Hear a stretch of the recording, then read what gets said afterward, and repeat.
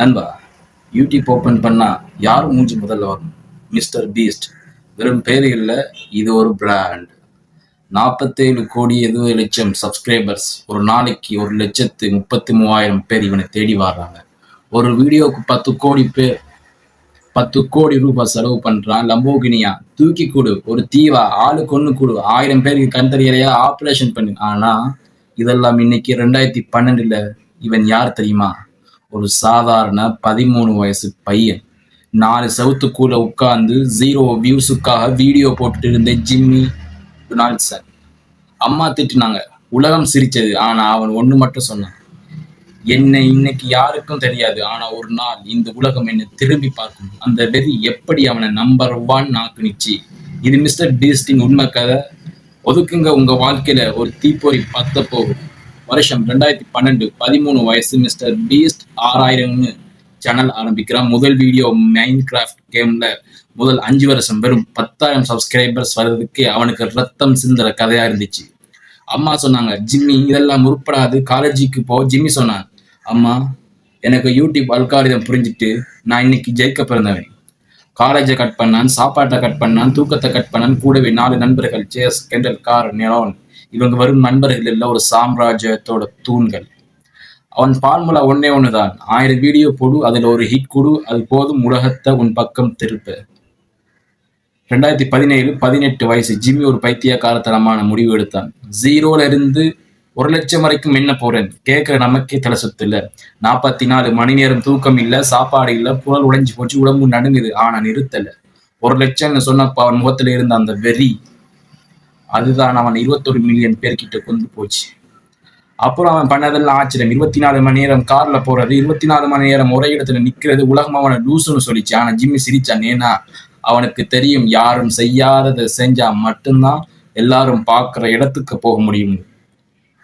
கொடுப்பதில்ல சுகம் கண்ட அரசனா மாறினான். முதல்ல பிராண்டில் $1000. எந்த 20 வயசு பையனாவது அந்த காசை மத்தவனுக்கு கொடுப்பானா? $1000 ஜிம்மி கொடுத்தான். ஒரு வீரற்ற ஏழைக்கு அந்த பணத்தை கொடுத்தான். அங்கதான் அவனோட கிவிங் ஃபார்முலா உருவானிச்சு. காசு சம்பாதி, அதை அப்படியே செலவு பண்ணு, பெரிய வீடியோ போடு, இன்னும் அதிகமா சம்பாதி.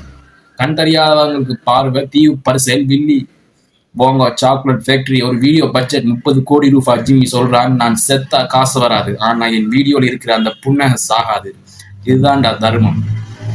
ஜூன் 2024, 2ஆம் தேதி யூடியூப்பின் மகா யுத்தம். ஒரு பக்கம் இந்தியாவோட ஜாம்பவான் டி சீரிஸ், இன்னொரு பக்கம் தனியொருவன் மிஸ்டர் பீஸ்ட்.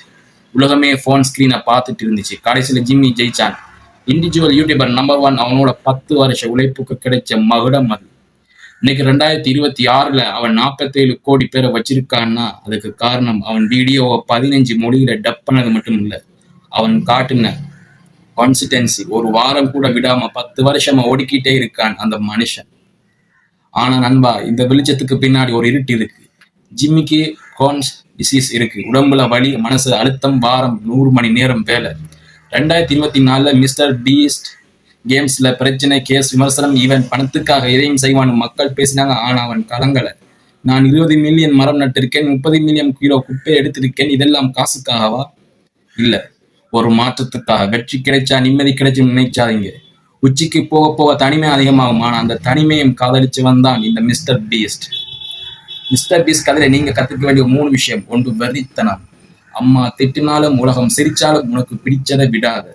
2வது, மறு முதலீடு. உன்கிட்ட வர்ற அறிவையோ பணத்தையோ திரும்பவும் உன் வேலைக்கே போடும். 3வது, எதிர்பார்க்காத. கொடுக்கிறவன் தான் என்னைக்குமே அரசன்.